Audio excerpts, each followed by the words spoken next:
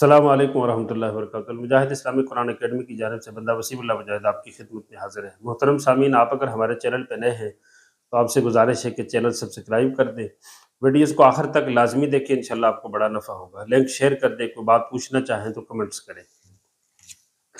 محترم سامعین، ہم نے الف کو باقی 28 حروف کے ساتھ جوڑ کے دکھایا، بلکہ 29 کے ساتھ جوڑنے کی کوشش کی۔ الف کو الف کے ساتھ جوڑا تو آپ کو بتایا کہ الف الف کے ساتھ نہیں جڑتا، باقی سب کو ہم نے جوڑ کے دکھایا۔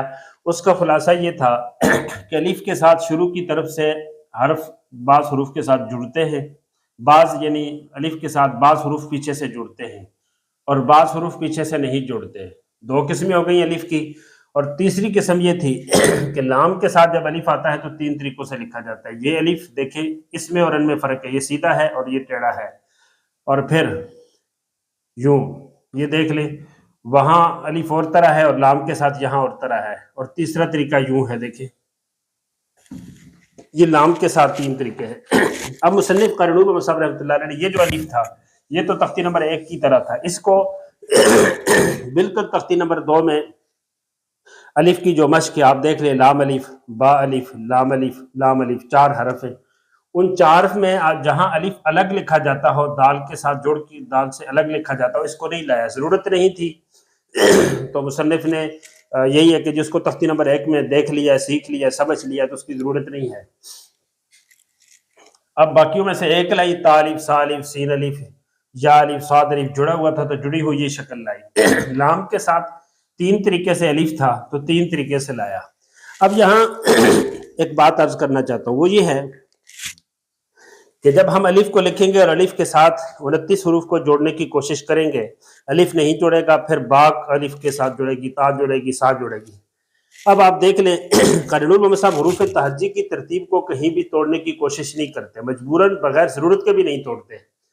تو اب جب جوڑتے ہیں تو پہلے با الف آتا ہے، پھر تا الف، چلتے چلتے چلتے یہ 3 آتے ہیں جی۔ لام الف کے ساتھ آ جائے تو 3 طریقے سے، باقی سب ایک طریقے سے لکھے جاتے ہیں۔ اب موجودہ قاعدوں کے اندر ایسا ہے کہ الف ہے اور اس کے بعد لام الف ہے، پھر لام الف ہے، پھر الف ہے، لام الف، لام الف، با الف، لام ہے۔ اب یہ ہے کہ یہ الف کے بعد با الف پہلے تھا، کیونکہ با پہلے آتی ہے اس لیے بھی پہلے تھی، اور ایک دوسرا اصول کہ لام کے ساتھ 3 جگہ الف آیا ہے تو اس کا سمجھنا اور سمجھانا بچے کے لیے آسان ہے، یا اس الف کا سمجھنا بچے کے لیے آسان ہے؟ تو آپ بھی کہیں گے کہ اس کا سمجھنا آسان ہے، تو تعلیم کا بھی یہ اصول ہے کہ آسان چیز پہلے رکھی جائے، لہٰذا نورانی قاعدے میں ترتیب یہ تھی، یہ الف اور پھر اس کے بعد با الف، پھر لام الف، پھر لام الف، اور پھر لام الف، یوں ترتیب تھی۔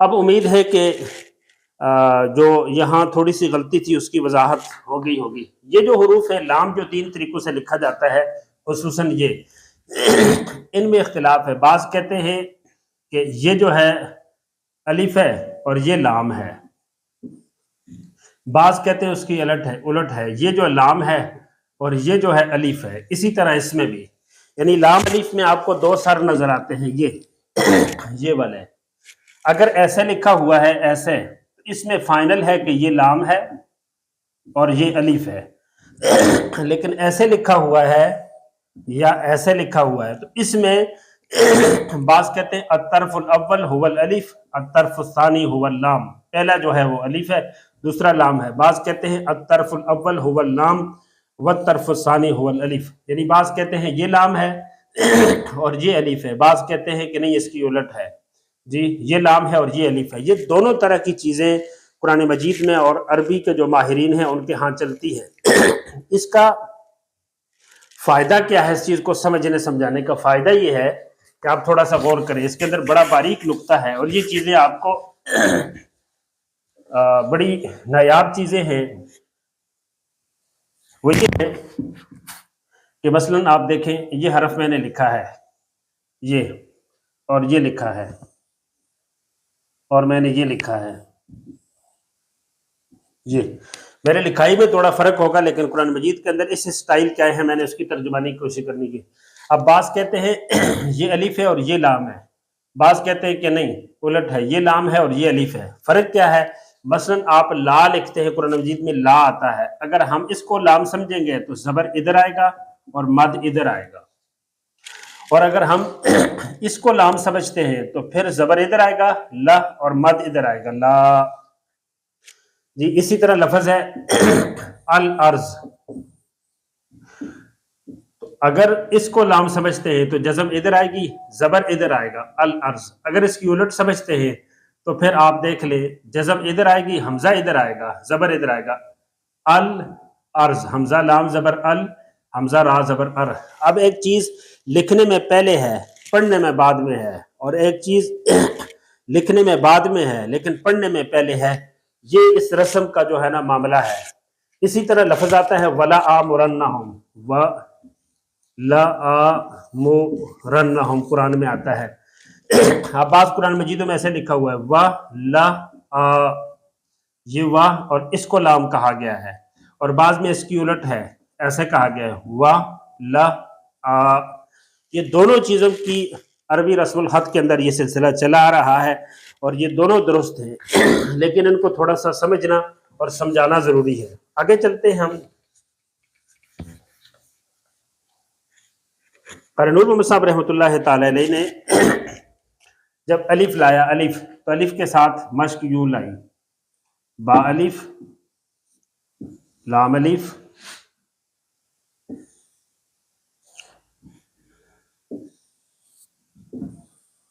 یوں. یہاں الف کی ایک سٹائل لکھنے کا واضح کیا گیا. فرق یہ تھا کہ پہلی تختی والا ہے لیکن جڑا ہوا ہے بس. یہاں الف کا دوسرا سٹائل واضح کیا، یہاں الف کا تیسرا سٹائل واضح کیا، یہاں الف کا چوتھا سٹائل واضح کیا.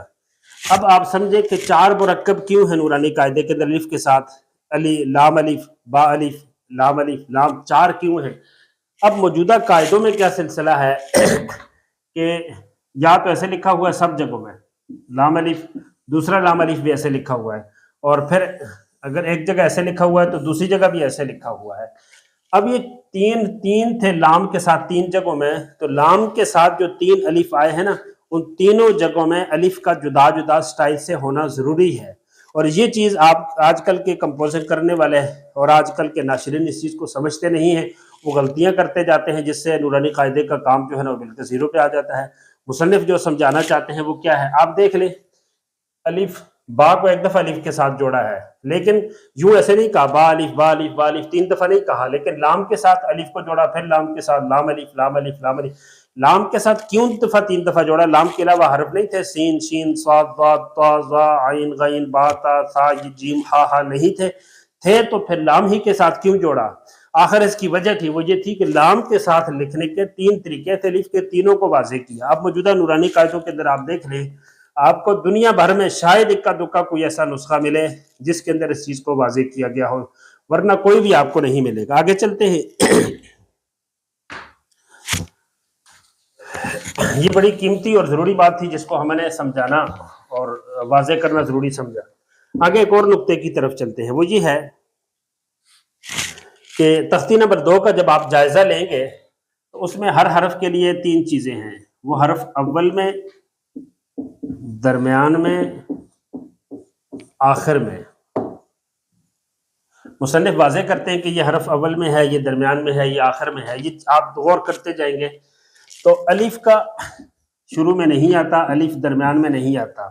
یہ ساری مثالیں با الف الف آخر میں ہے، لام الف الف آخر میں ہے، لام الف. یہ بھی سمجھیں آپ کے جب شروع سے یہ لکھا گیا، پہلے یہ لکھا گیا اور یہ بعد میں آیا، تو بعد میں آنے کی وجہ سے آپ کو بظاہر یہ پہلے نظر آتا ہے، لیکن لکھا بعد میں کیا ہے، حکماً یہ بعد میں ہے جی. اور اسی طرح یہ لکھنے میں یہ پہلے ہے اور یہ الف بعد میں ہے. بظاہر آپ کو پہلے نظر آتا ہے لیکن لکھنے میں بعد میں ہے، اس لیے حکماً بھی بعد میں ہے. اب نورانی قاعدے کی جو اصل ترتیب تھی اس میں ایسے واضح کیا گیا تھا کہ جو حرف اول پہلے شروع میں درمیان میں نہیں آ رہا تھا اس کے بعض کو تھوڑا سا خالی چھوڑ دیا گیا تھا، اور بالکل آخر آ رہا تھا تو اس کو آخر میں واضح کیا. اگر آخر میں نہیں آ رہا تھا تو شروع دونوں جگہوں میں لکھا ہے، آخری باکس کو خالی رکھا ہے. اگر شروع میں آتا تھا اور آخر میں درمیان میں نہیں آتا تھا تو درمیان والے باکس کو انہوں نے خالی رکھنے کی کوشش کی تھی تاکہ معلم متعلم پڑھنے والا اور سکھانے والا اس چیز کو بخوبی آسانی سمجھ سکے.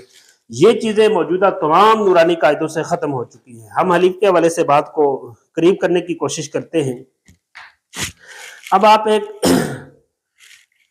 नुक्ते पे मेरी बात याद रखें कि जब हम बच्चों को पढ़ाते हैं मसलन, तो हम बच्चों को पढ़ाते हैं तख्ती नंबर 2 शुरू की, बस नहीं बताते आप तख्ती नंबर 2 का मकसद क्या है, फ़लसफ़ा क्या है, टारगेट क्या है, मकसूद क्या है, बस बच्चे को पढ़ा दिया अलिफ लाम अलिफ लाम अलिफ लाम अलिफ बा अलिफ लाम अलिफ, बच्चा बैठ के उसको डरता रहता है।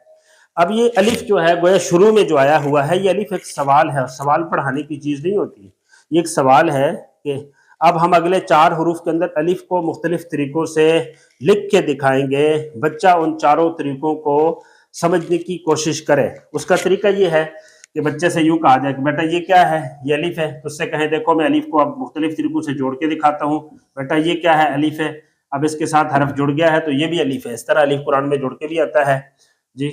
बेटा ये क्या है, वो कहे जी लाम है, अब कहें देखे लाम के साथ में अलिफ को जोड़ता हूँ तो बेटा लाम ऐसे आता है, ऐसे टेढ़ा आ जाए तो अलिफ होता है, ऐसे लाम होती है, ऐसे चला जाए तो ये भी अलिफ होता है, ऐसे हो के लाम के साथ ऐसे आ जाए, लाम के साथ इस तरह हो, लाम के साथ इस तरह हो, लाम के साथ इस तरह हो तो ये अलिफ होता है।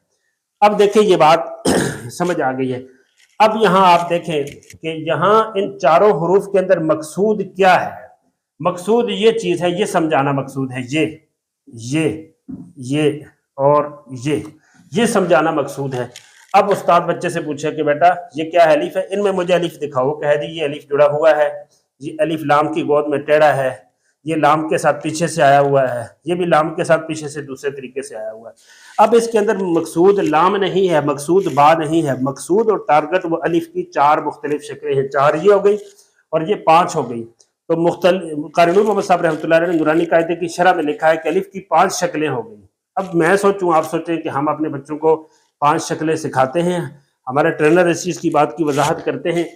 अब बात करके बात ख़त्म करने की कोशिश करते हैं, वो ये है कि अलिफ से मुतल्लक जो बात मैंने अर्ज़ की कि अलिफ यूँ भी लिखा होता है, यूँ भी लिखा होता है, यूँ भी आता है, यूँ भी आता है, ये बात वाइट बोर्ड पे, कापी पे, रजिस्टर पे बच्चे के साथ सामने लिखने से, समझाने से आएगी या उसको पढ़ाने से आएगी। तो मेरे मुअल्लिमीन मुअल्लिमात मोहतरम सामीन, ये चीज़ पढ़ाने से कभी भी नहीं आती जब तक ये चीज़ सिखाई नहीं जाएगी, तो लिहाजा इस चीज़ को सिखाने की कोशिश की जाए। और एक और नुक्ता वो ये है कि हमारे साथी तख्ती नंबर 2 शुरू करें तो वो सबक कितना दें, मसलन अलिफ है जी, ये अलिफ है तो इसके आगे इसकी मश्क है, पहला हर्फ ये होना चाहिए बा अलिफ, दूसरा ये वाला लाम होना चाहिए जी, और तीसरे में इनमें से कोई भी हो जी। अब इसके बाद दूसरे हर्फ का मसला शुरू हो जाता है, लाम को मुख्तलिफ हरूफ के साथ। अब हमारे साथी ऐसे पढ़ाते हैं अलिफ बा अलिफ लाम अलिफ लाम अलिफ लाम, इसको भी इनके साथ पढ़ा दिया, ये वाजे नहीं किया कि इसको आपने पढ़ना नहीं, ये तो आपने पढ़ लिया है अलिफ, इनमें अलिफ तलाश करो कहाँ पे है। अब अलिफ बा अलिफ लाम अलिफ लाम अलिफ लाम अलिफ और इसके साथ लाम भी पढ़ा दिया। इस लाम का तो इसके साथ कोई तल्लक ही नहीं है, अगले सवाल को पिछले जवाब के साथ सबक बना के पढ़ा दिया गया है, तो ये खल्त मल्त हो गई है चीज़। लिहाजा सबक जो है वो दूसरी तख्ती का ये होना चाहिए कि अलिफ की शक्ल और अलिफ के 4 मुरक्कबात में इनके अंदर अलिफ की 4 शक्लें बच्चे को सिखा दी जाएं। और कुरान मजीद खोल के, एक सुपारा खोल के, यासीन बड़ा पेज खोल के उसके ऊपर बच्चे से कहा जाए कि सीधा अलिफ और टेढ़ा अलिफ आप ढूंढते जाओ। उनसे कहा जी सीधा अलिफ तमाम हरूफ के साथ होता है और टेढ़ा जो होता है वो सिर्फ लाम के साथ होता है। लाम के साथ अलिफ के 3 तरीक़ों से आता है जी, यूँ भी आता है, यूँ भी आता है और यूँ भी होता है। तो इससे इंशाल्लाह बच्चा आसानी सीख लेगा। अब आगे लाम के अंदर क्या बारीकियां हैं, उस वक्त तक के लिए बंदा वसीमुल्लाह मुजाहिद को इजाज़त दीजिए। अस्सलाम वालेकुम।